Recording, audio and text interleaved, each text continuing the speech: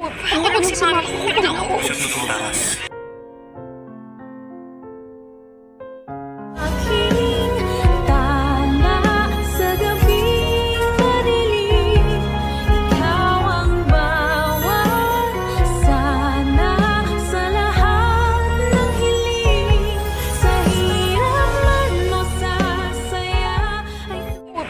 si Mami, kukulang ako. Ay, grabe talaga nangyayari ngayon sa abot kamay na pangarap. Na kung saan nga ipinakita is ito ngang si Zoe. And yes guys, ito ngang si Zoe is talagang nag-aalala na, nag-worry na to kasi isip niya na baka makulong din siya. Once na makulong nga itong mama niya, yes guys, ito ngang si Zoe is hindi pa rin umamin na may kinalaman siya kaya nakalusot pa ito. Pero ito nga ay nag-aalala kasi nga once na makulong ang kanyang nanay Moira is siguradong matadami siya. Kaya nga nag-iisip ito ng paraan kung ano yung gagawin niya para hindi makulong ang nanay niya mismo. Kasi talagang madadawit siya dun eh. Sinabihan na nga siya mismo ni RJ na sana nga lang ay wala ka talagang kinalaman dito sa pagkakidnap ng lolo mo. Sapagkat kung meron ay siguradong itatakwil kita. Yes guys, kaya nga takot na takot itong si Zoe, no? Kahit sabihin natin hindi siya idinawit o binuking agad ni Dax, pero yun nga, nag-aalala siya kaya gumagawa siya ng lahat ng paraan na isip niya para matulungan ng kanyang mama Moira. At dito nga guys, pinakita din na itong si Moira at si Zoe mismo is nag-usap. Yes guys, nalaman na nga mismo ni Moira na pinaghahanap siya ng lahat, lalo na itong pulis at lalo na itong si RJ at si Giselle. Yes guys, gigil tong mga to sa kanya, no? At gusto nga siyang ipakulong at sinabihan nga siya na kailangan niya ng tumakas at magtago. At ito nga rin actually si Moira is nag-iisip ano yung gagawin niya para makaalis siya. At naisip nga niya yung pera gamitin niya para nga makaalis siya o makalayo-layo siya. Kung pwede siya makapunta sa probinsya or kung pwede pa nga sa ibang bansa eh. Ayun nga yung gusto niya mangyari para hindi siya mahabol. Kasi once na makulong itong si Moira is siguradong wala na siyang kawala. Kasi nga unbail ito eh. O sabihin na natin sa Tagalog is hindi pwedeng piyansahan kasi matinding kasalanan ito, matinding kaso ito ngang pagkikidnap. Yes guys, actually tumulong na nga rin siya sa beshi niya. Yung beshi niya tinutulungan din siya at sabi pa nga na magtago ka na Moira, ako na ang bahala sa mga gamit mo, kahit sa pera mo ako na bahala dyan, basta ang mahalaga is makaalis ka na kagad, lalo na binuking ka na ni Dax sa mga pulis, so kailangan mo nang magtago at sigurado pag nakita ka ay siguradong makukulong ka at wala ka ng takas doon. At yun nga guys, no, talagang inisip pa rin talaga, actually swerte pa rin si Moira, no? Marami pa rin tumutulong sa kanya sa kabila ng lahat ng kasamaan na kanyang ginawa, which is ang natutulungan lang naman talaga is yung magkakasabwat din. Ito nga, kasama dito si Nerissa, si Zoe, kahit itong si Carlos. Si Carlos nga din is gusto niyang tulungan na makaalis o makatakas tong si Moira. Bakit? Kasi kasabot nga rin siya, madadamay siya. Once na mahuli to si Moira, lahat sila ay siguradong idadamay nito. And then yes guys, ito nga ipinakita na itong police, no, na kung saan nagre-report dito kay Giselle at kay RJ is sinasabi na kailangan na nilang mahuli si Moira. At yun din yung iniisip actually ni Giselle. Actually meron pang ang iniisip si Giselle na kung saan iniisip nga niya na baka na kay Moira pa yung pera. Yes guys, yung 30 million na nawawala doon sa 100 million na pinansa nila, na kung saan nga ito nga si Moira is nasa kanya talaga yun. Ayun yung ginagamit niya para mabuhay siya, mabahay niya sa hotel, pagkain niya, etc.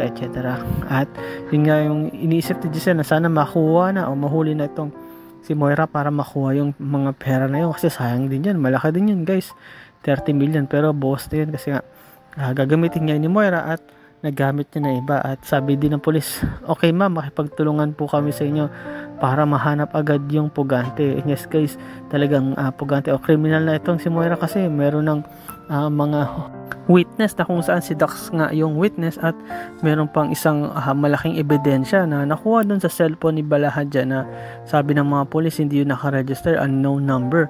Pero nung tinype ito ni RJ is lumabas yung number ni Moira. Yes guys, sabi nga ni Giselle, sabi ko na nga ba siya talaga.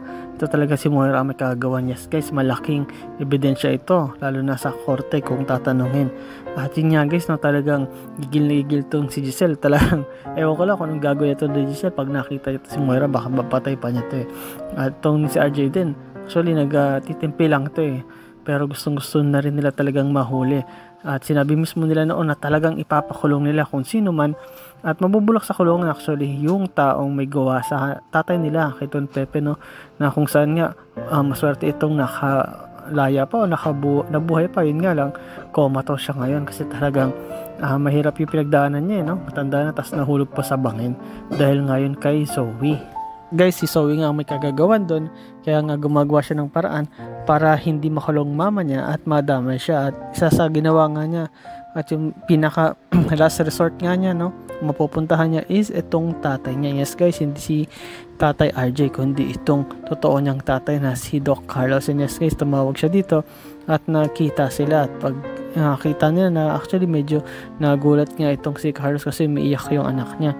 At nagsumbong nga ito si Zoe. Sabi nga ni Zoe na alam na po ng lahat na si Moira o si mom is siya yung dumukot kay Sir Pepe. Siya ang mastermind. Kaya po humihingi ako ng tulong sa inyo. Kasi once na makulong itong si Moira, is siguradong madadamay ako at makukulong ako.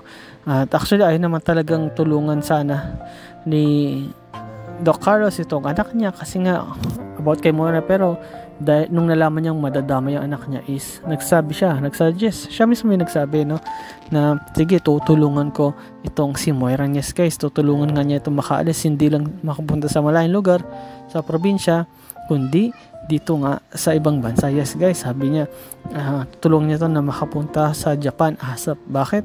Kasi pag nasa Japan na yun, siyempre mahirap nang hanapin yun at di pa naman nabababa yung warrant of arrest sa kanya, kagaya ng sabi ng police, sinihintay pa nila yung isa-serve ng judge para magkaroon ng warrant at mahuli na itong si Moira. Kaya tinake advantage ito ni Carlos na alam niya na wala pang search warrant, kaya tutulong niya itong si Moira kapalit nga syempre ng kaligtasan din ng anak niya, hindi makulong, and at the same time siya din kasi dawit din siya dito guys, itong si Doc Carlos. Yes guys, pag nangyari yun talagang masisira din yung career na ito ni Doc Carlos. Kaya protektahan nila yung kailangan nilang protektahan, itatago nila yung kailangan nilang itago.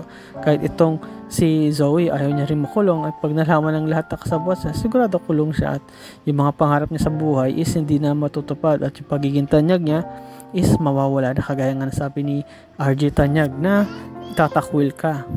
Nabi mismo ni Carlos na ako na bahala sa mama mo, basta gawin mo lang yung natural mong ginagawa. Yung ginagawa mo sa hospital is dapat normal lang. Isipin mo na wala kang kasalanan o hindi ka involved doon sa nangyari. Kahit na may mga tao tumitingin sa'yo na mukhang may kinalaman ka, patuloy ka lang para hindi ka mahalata, at huwag ka rin syempre papahalata kasi ikaw din ang papahamak. And yes guys, no, ito na yung dumating na yung karma nila guys, no, ni Moira, si Zoe at ni Carlos, at mukhang ito na yata yung time na mahuhuli na tong si Moira at makukulong. Pero ang tanong dyan guys is, mahuli pa kaya ito si Moira? No, ito kayang si Don Pepe kaya kaya ito magigising para masabi niya na si Zoe ang tumulak sa kanya.